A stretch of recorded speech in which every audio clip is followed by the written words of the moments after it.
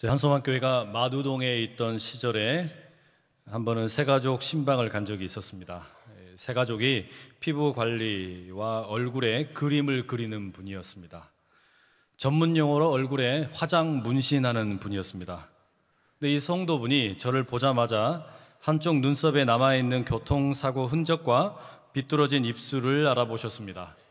제가 중학교 다닐 때 싸우다가 얻어 터진 입술과 20년쯤 전에 배달하던 오토바이, 그걸 운전하다가 교통사고를 당했는데 그때 당한 상처입니다. 다행히 성형외과 의사 선생님이 예쁘게 만들어 주셔가지고 볼만하게 되었습니다.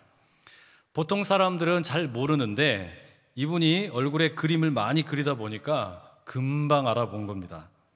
그날 그분에게 감동 먹고 잘못하면 얼굴에 문신하고 나올 뻔했습니다. 여러분이 오늘 설교를 안 들으시고 제 얼굴을 화면으로 보시면서 어디에 상처가 있나, 어디에 입술이 삐뚤어졌나, 그거 묵상하시면 곤란합니다.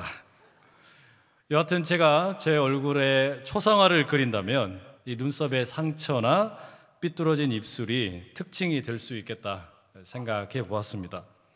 만약 여러분의 얼굴을 초상화로 그리신다면 어떻게 특징을 잡으시겠습니까? 눈이나 코 또는 귀, 입, 그 가운데 어떤 것을 여러분의 특징으로 잡으셔서 부각시키고 싶으십니까?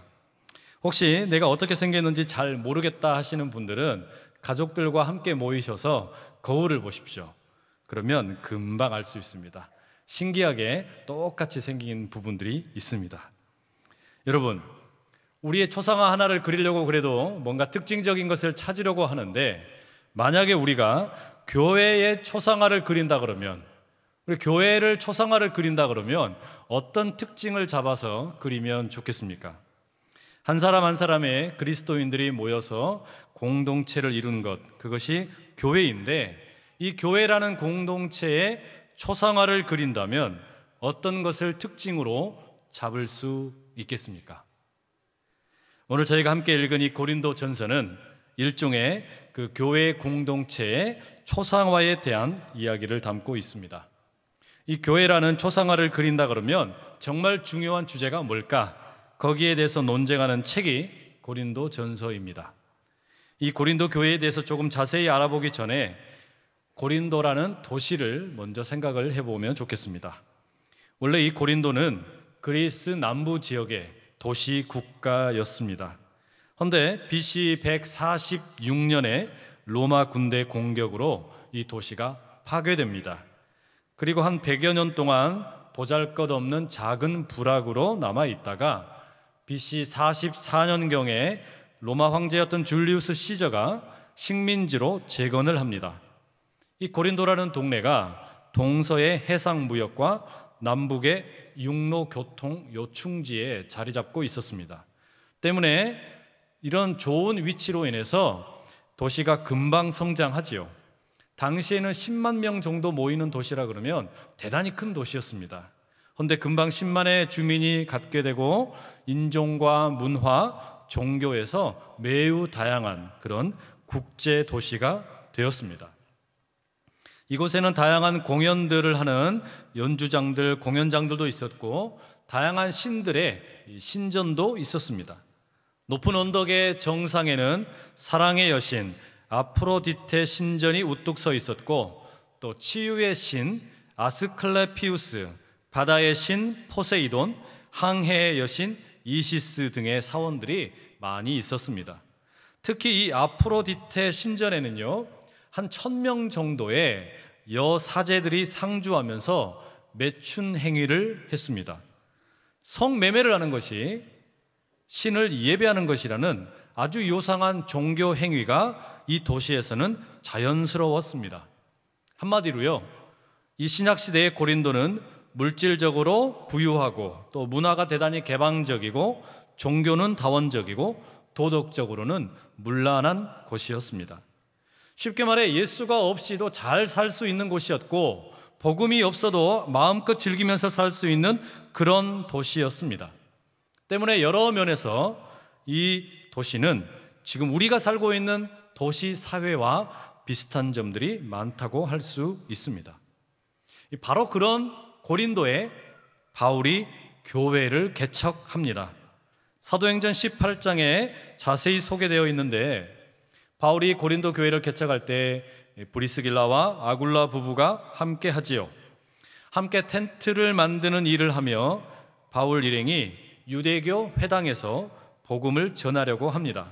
그런데 거부를 당합니다. 결국 어쩔 수 없이 이방인의 가정집에서 이제 개척 예배를 드리고 교회가 시작하게 됩니다. 주로 이방인들에게 예수님을 전하게 되었고요. 바울의 그 열정적인 가르침과 복음 전도를 통해 그들을 거부했던 이 유대인의 회당장도 회심합니다. 그리고 그 회당장의 가족도 그리스도인이 되지요.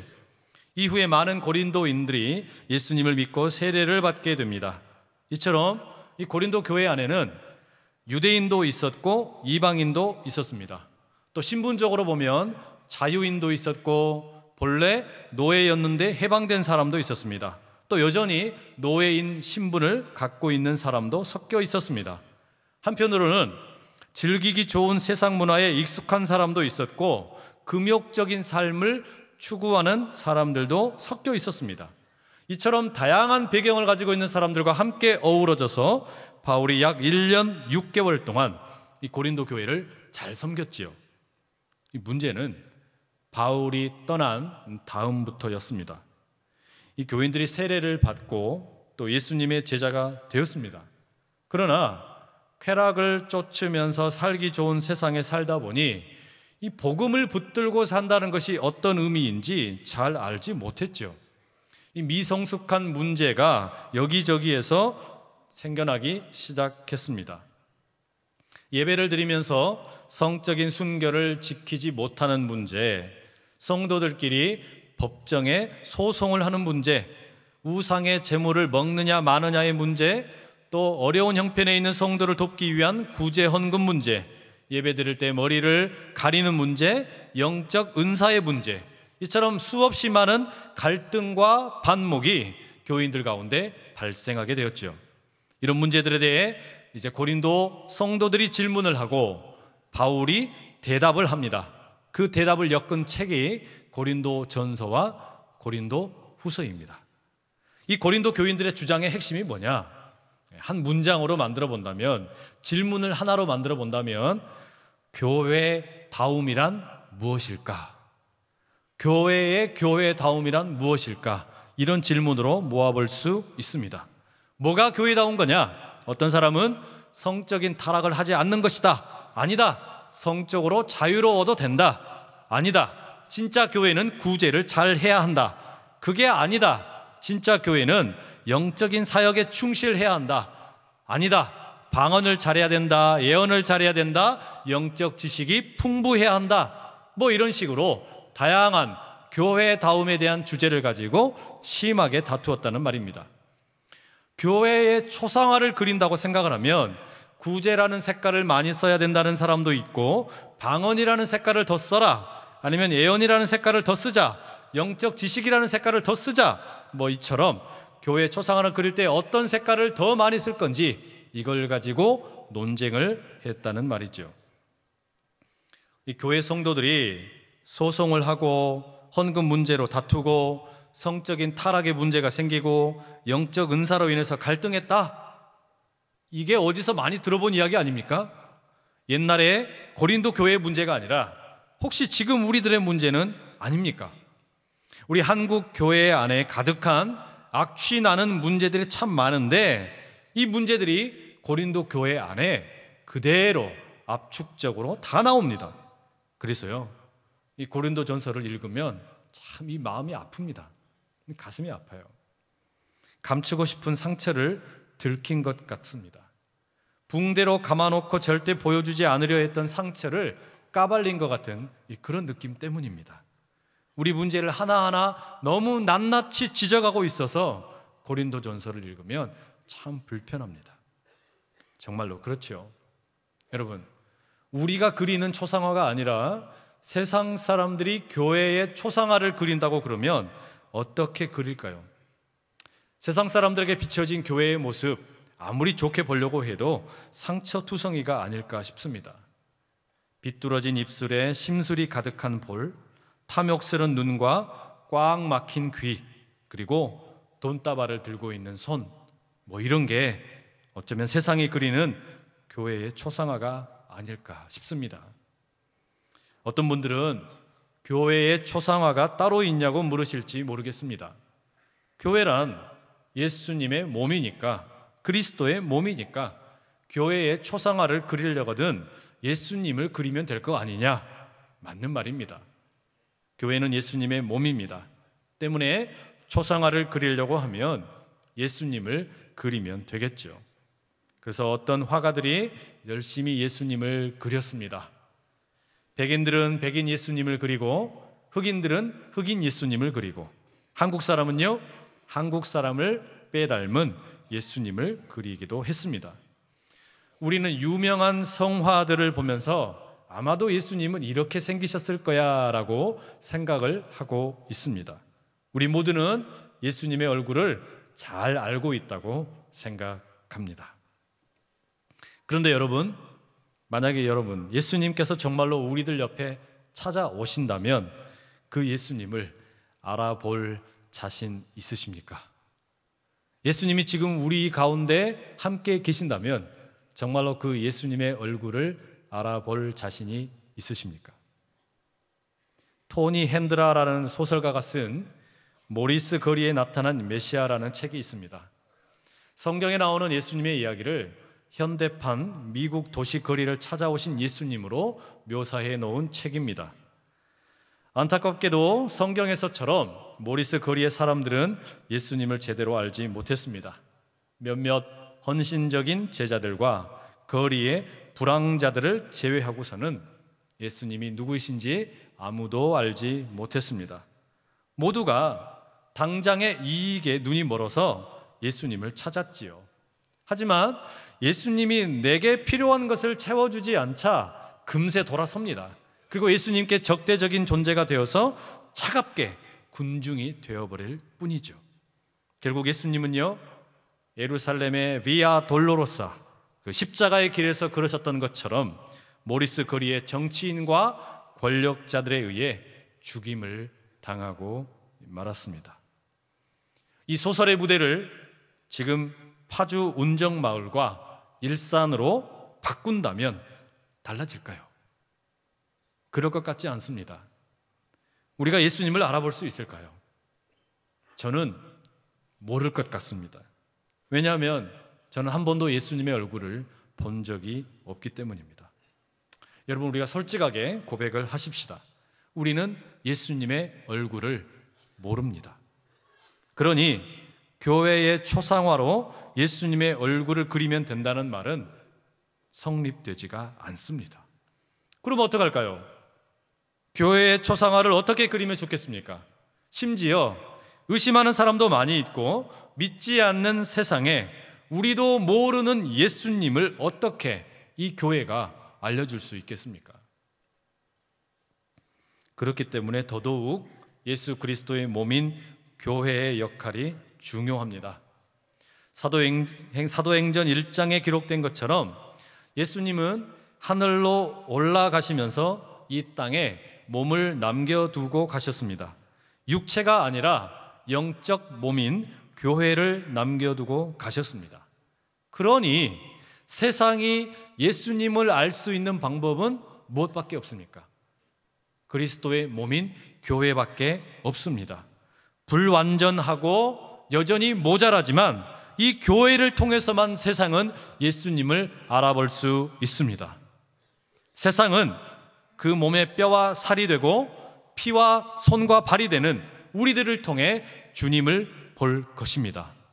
우리는 주님의 손과 발이 됩니다. 우리는 주님의 살과 피가 됩니다. 우리 한 사람 한 사람 교회는 주님의 몸입니다. 이게 얼마나 신비한 하나님의 계획입니까? 이게 얼마나 영광스러운 우리들의 신분이고 교회의 영광입니까? 그런데 불행하게도 교회는 종종 세상처럼 보이고 세상처럼 소리를 내고 세상처럼 느껴진다는 말입니다. 이 그리스도의 몸인 교회가 세상의 다른 조직들과 하나도 구별되어 보이지 않는다는데 이게 참 문제라는 말이죠.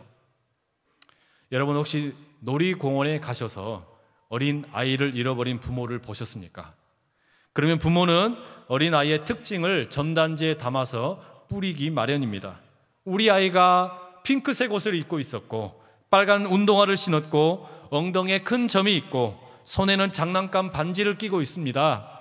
또 목에는 어릴 적 수술을 해서 자국이 남아 있습니다. 이런 특징들을 전단지에 고스란히 담아서 초상화를 그릴 것이고 뿌리게 될 것이죠. 그럼 우리는 바로 그 초상화를 보면서 수많은 인파 속에서도 잃어버렸던 그 아이를 찾을 수 있게 됩니다. 마찬가지입니다. 세상에 수없이 많은 조직들이 있는데 그 수없이 많은 조직들 가운데 그리스도의 몸이라고 불리우는 교회가 왜 교회라고 불리우게 되느냐? 그 특징이 무엇이냐는 말입니다. 세상에 수없이 많은 단체와 기업들과 다른 교회만의 특징, 예수 그리스도를 보여줄 수 있는 교회만의 특징이 뭐냐라는 말이죠. 건물일까요? 십자가일까요? 아니면 교회 버스입니까? 건물이나 십자가와 같은 상징이나 교회 버스는 다른 단체들도 다 가지고 있습니다. 그런 것들은 교회를 보여줄 수 있을지는 모르지만 그 교회를 통해 보이지 않으시는 그리스도를 보여줄 수는 없습니다. 눈에 보이지 않는 그리스도를 보여주는 그 몸의 특징, 눈에 보이지 않는 그리스도를 모시고 살아가는 그리스도의 몸이라 불리우는 교회의 교회됨을 보여줄 수 있는 그 특징, 그게 무엇냐는 말이죠. 고린도전서 12장 마지막 절인 31절에 바울이 그래서 이렇게 말합니다. 너희는 더욱 큰 은사를 사모하라. 내가 또한 가장 좋은 길을 너희에게 보이리라. 가장 좋은 길, 최고의 길, 교회를 교회되게 하는 가장 분명한 특징을 이제부터 보여주겠다는 말입니다. 그리고 열리는 본문이 고린도전서 13장입니다. 13장은 바로 그 최고의 특징, 교회의 초상화로 삼을 만한 특징이 사랑이라고 우리에게 말해주고 있습니다. 교회가 그리스도의 몸이라는 것, 교회의 교회됨을 보여주는 가장 분명한 특징은 사랑이라는 말이죠. 그렇다면요, 여러분, 우리가 이 고린도전서 13장을 읽을 때 이것을 결혼식과 관련지어 읽을 필요가 없습니다. 이 고린도전서 13장의 말씀은 연인들의 로맨틱한 사랑 노래를 들려주는 게 아닙니다. 이 말씀은 교회의 초상화, 교회의 가장 분명한 특징이 무엇인지를 보여주는 사랑 노래입니다. 바울이 이 아름다운 사랑 노래를 우리에게 들려주는데 그가 이 말씀을 지은 것이 아니라 예수님의 말씀에 기초해서 우리에게 이 사랑이 교회의 특징이라고 말해주고 있습니다. 요한복음 13장 35절에 예수님이 이렇게 말씀하셨죠. 너희가 서로 사랑하면 이로써 모든 사람이 너희가 내 제자인 줄 알리라. 너희에게 사랑의 행동이 있으면, 너희가 사랑을 보여주면 스스로 우리에게서 그리스도의 몸이 나오고 있다고, 우리가 그리스도의 몸이라고 말하지 않아도 세상 사람들은 너희가 나의 제자인 것을 알게 될 것이라고 주님 말씀하셨습니다. 바울은 이 예수님 말씀에 기초해서 사랑이라는 것이 어떤 다른 영적인 은사들보다 중요하다는 말로 1, 2, 3절을 시작하고 있습니다. 이 1, 2, 3절을 우리가 쉽게 이해할 수 있도록 바꾸면 이렇게 되죠.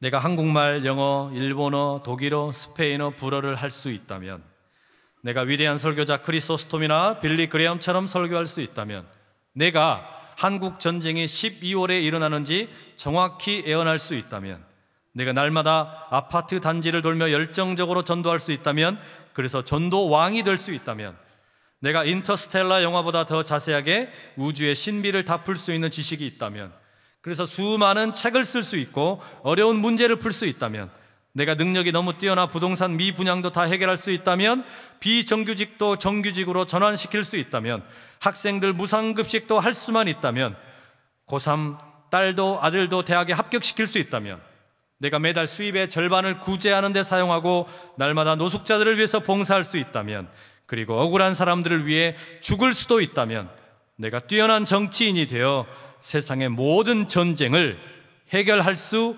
있다면, 그러나 사랑이 없다면 나는 시끄러운 소리일 뿐이네.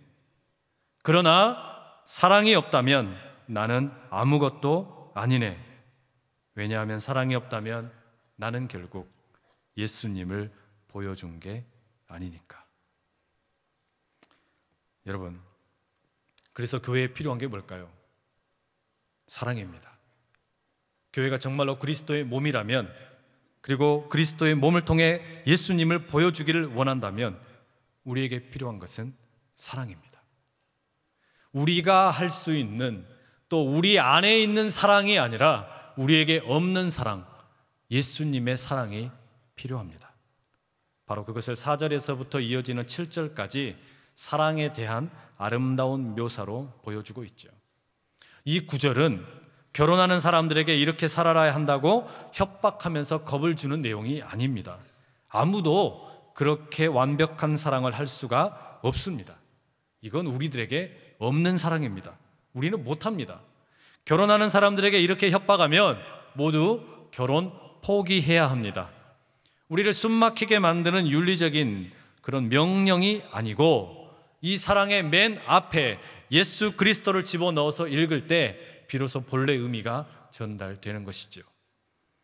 예수님의 사랑은 오래 참고 온유하고 시기하지 않고 자랑하지 않고 교만하지 않고 무례히 행하지 않고 자기 유익을 구하지 않고 화를 내지 않고 악한 것을 생각하지 않고 불의한 것을 기뻐하지 않고 진리와 함께 기뻐하고 모든 것을 참고 믿고 바라고 견디는 사랑입니다. 예수님은요, 고린도 교인들과 저, 그리고 여러분 모두, 그리고 이 세상에 있는 모든 사람들을 바로 이런 사랑으로 사랑하셨습니다. 몇 번 시도해 보다가 상대방이 변하지 않으니까 때려치우는 그런 변덕스러운 사랑이 아닙니다. 건강하고 예쁠 때는 사랑한다고 하다가 늙고 병들면 버리는 그런 사랑이 아닙니다. 애완견을 가족처럼 사랑한다고 하다가 내쫓아버리는 그런 사랑이 아닙니다. 내 마음에 들 때는 사랑한다고 하다가 내 마음에 들지 않으면 내치는 그런 사랑이 아니라는 말입니다. 우리를 향한 예수님의 사랑은 영원한, 그리고 무조건적인 사랑인 줄로 믿습니다. 자기를 죽음으로 내 몸에서도 견디어내시는 사랑이었습니다. 우리 모두를 향한 예수님의 사랑, 그 사랑을 바울은 다른 편지였던 로마서에서 이렇게 노래합니다. 누가 우리를 그리스도의 사랑에서 끊으리요? 환난이나 공고나 박해나 기근이나 적신이나 위험이나 칼이랴. 내가 확신하노니 사망이나 생명이나 천사들이나 권세자들이나 현재일이나 장래일이나 능력이나 높음이나 깊음이나 다른 어떤 피조물이라도 우리를 우리 주 그리스도 예수 안에 있는 하나님의 사랑에서 끊을 수 없으리라. 이게 우리를 향한 하나님의 사랑, 예수님의 사랑입니다. 예수님이 이런 사랑으로 우리를 사랑해 주셨습니다. 여러분, 그러면 이 사랑을 받은 우리는 어떻게 살아야 됩니까? 이렇게 놀라운 사랑으로 우리를 사랑하시면서 죽기까지 자기를 내어주신 이 주님께 우리는 어떻게 응답하며 살아야겠습니까? 우리가 이걸 그냥 이 사랑 받기만 하고 누리면 되겠습니까? 아니겠지요. 여러분, 예수님의 사랑을 묘사했던 그 4절에서 7절의 모습을 보십시오. 이것을 보면 사랑의 정의를 내리고 있지 않습니다. 무슨 유행가 가사처럼 사랑은 눈물의 씨앗이라고도 말하지 않습니다. 여기에 나오는 사랑에 대한 묘사는 모두가 다 동사입니다. 움직임을 담고 있습니다. 어떤 관념이나 철학이나 추상적인 내용으로 묘사하지 않고 사랑이란 구체적인 행동이라고 보여주고 있다는 말이죠. 이게 무슨 말입니까?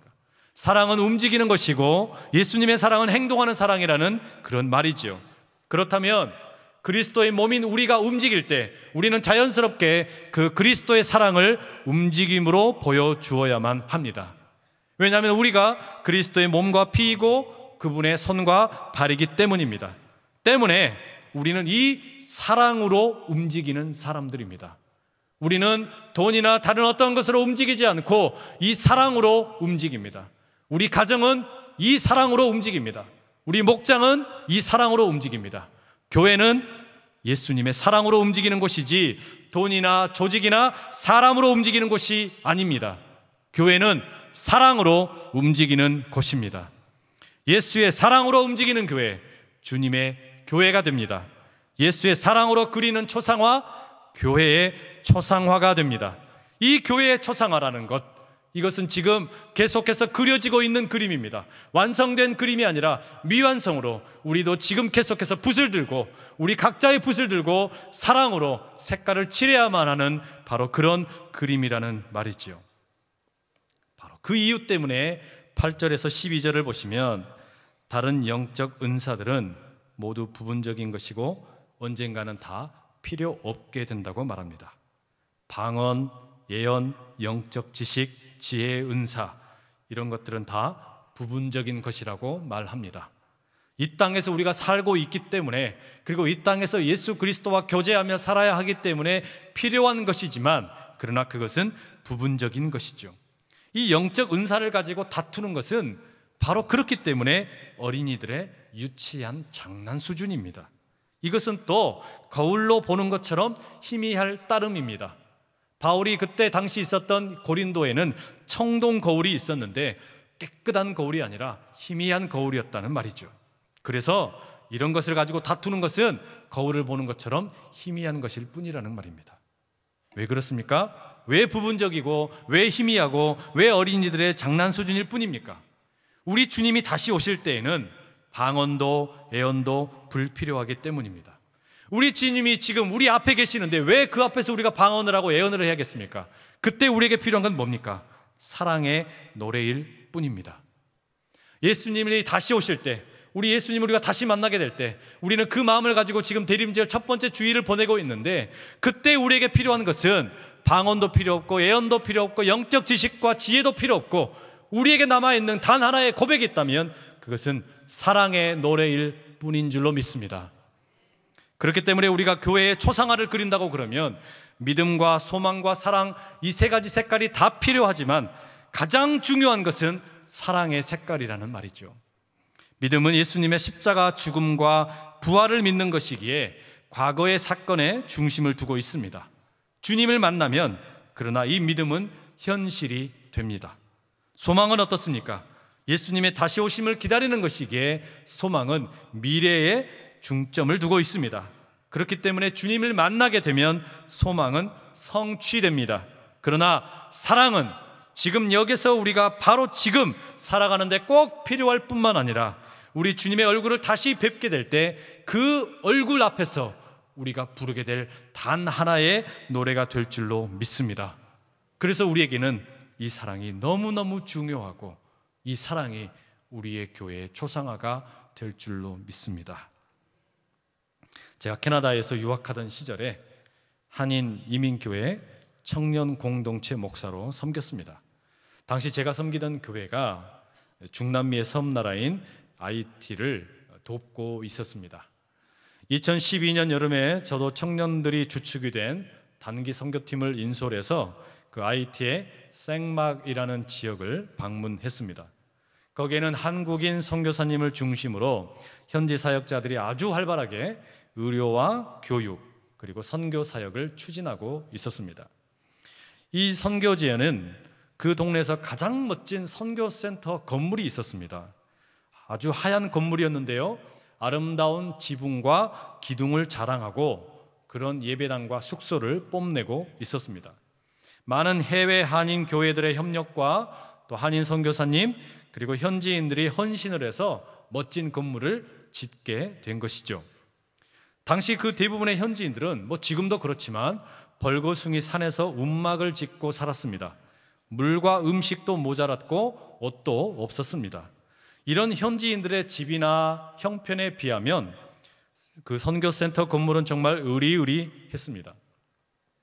그 멋진 건물 베란다에서 산을 바라보다가 현지 사역자분에게 이렇게 물었습니다. 이 건물 정말 너무 잘 지으셨네요.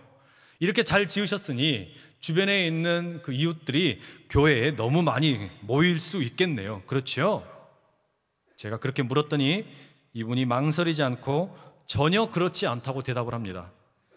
글쎄 한 번쯤 건물이 멋있으니까 호기심에 방문할 수는 있겠지만 끊임없는 사랑의 섬김만이 그 이웃들을 건물이 아니라 그리스도에게로 인도할 수 있다는 대답이었습니다. 저의 어리석은 질문에 멋진 대답을 해주셨죠. 우리 교회도 마찬가지 아니겠습니까? 이 멋진 건물에 이 화려한 프로그램들과 수없이 많은 자랑할 만한 것들을 가지고 있는데, 이런 건물이 이웃 주민들을 끌어들일 수 있겠습니까? 글쎄, 한 번쯤 호기심에 방문할 수는 있겠지요. 건물도 멋있고 크리스마스 추리 장식도 멋있고 프로그램도 멋있습니다. 그러나 그리스도의 몸인 우리들의 사랑의 섬김이 없으면 그들을 건물이 아닌 그리스도에게로 인도할 수가 없습니다. 여러분, 그렇습니다. 믿음, 소망, 사랑, 이 세 가지는 항상 있을 것인데 그 중에 제일은 사랑입니다. 기도하겠습니다. 사랑의 하나님, 우리를 죽기까지 사랑하셔서 예수 그리스도의 그 사랑으로 우리를 구원해 주셔서 감사합니다. 그 놀라운 사랑, 우리가 감히 갚을 수도 없고 감히 어떻게 표현할 수도 없는 그 놀라운 사랑을 우리가 받았는데, 그 사랑을 이제 우리의 삶으로 살아낼 수 있는 우리가 되게 하여 주시옵소서. 우리의 삶을 움직이는 것이 하나 있다면 사랑되게 하여 주시고, 우리의 목장과 교회가 그 사랑으로 움직여지는 것을 보게 하여 주시옵소서. 오늘 우리의 삶을 그렇게 사랑으로 날마다 살게 하실 우리 주님 예수님의 이름으로 기도합니다. 아멘.